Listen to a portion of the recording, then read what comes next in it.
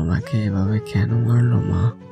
মা, আমি তো সবসময় মানুষের কাছে যেভাবে চেয়ে খাইতাম, আজ তো সেরকমই গিয়েছিলাম কিছু চাইবার আশায়।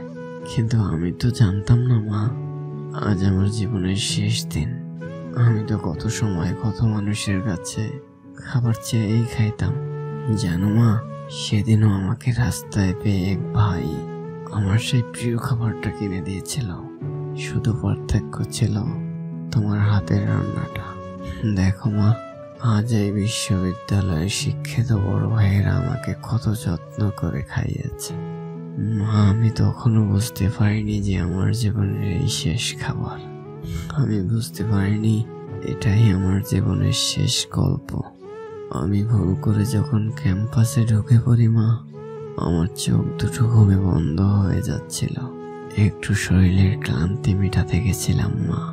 তখনও যদি জানতাম আমি সারা জীবনের জন্য বিশ্রামে চলে যাব মা, তাহলে এই শিক্ষার কারিগর নামক পবিত্র স্থানে মাথা গোজার ঠাঁই খুঁজতাম না।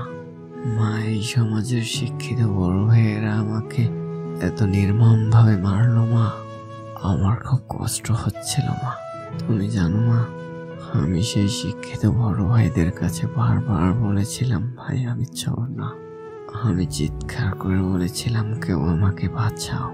তাদেরকে নিষ্ঠুর শিক্ষা মা। আমার এই চিৎকার আর আর্তনাদ কেউ শুনতে পায়নি মা। ওরা আরো পশুর চাইতে বেশি মেরেছিল আমাকে মা। আমার শত বারণ শুনেনি ওরা মা। দেখো, আজ আমাকে তোমার কাছে পাঠিয়ে দিল ওরা মা। ওরা বাবার মতো দায়িত্ব নিয়ে আমাকে সুন্দর করে খাইয়ে তোমার কাছে পাঠিয়ে দিল।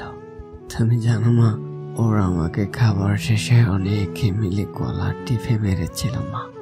ওদের অত্যাচার এমন ছিল যে মা, আমার গলার হাড়টিটাও ভেঙে যায়। আমি অনেক চেষ্টা করেছিলাম বাঁচার জন্য মা, কিন্তু ওই পশুদের শক্তির কাছে আমি হেরে গিয়েছি মা।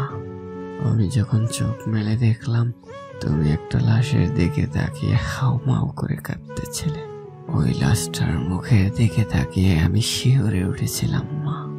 এই কি আমি তো ফাচ্ছেল?